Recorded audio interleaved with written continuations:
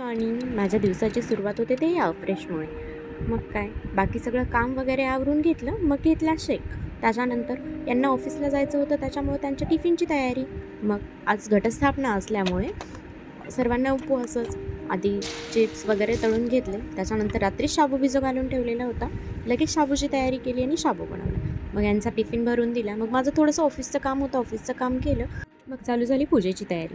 मग काय, तुळशीला पाणी वगैरे घातलं, उंबरठ्याला हळदीचं लेपन करून घेतलं आणि छान अशी रांगोळी काढली. मग सगळी पूजेची तयारी झाल्यानंतर घटस्थापनेची तयारीला सुरुवात केली. सगळ्यात आधी खाली हळदीचं लेपन करून घेतलं, त्यावर स्वास्तिक वगैरे काढली, हळदी कुंकू टाकलं आणि त्यानंतर उतरंडींना हळदी कुंकू वगैरे लावून यामध्ये धान्य घेऊन ठेवलं. मग चालू झाली देवपूजा. देव वगैरे धुवून घेतलं, घटाची तयारी केली आणि मग घट पोचवण्यासाठी सुरुवात केली. आधी यामध्ये माती वगैरे टाकून मग यात धान्य टाकलं. यात 5 प्रकारचे धान्य टाकले. मग या धान्यामध्ये एक कलश करून ठेवला. माझी देवपूजा झाली. मग काय,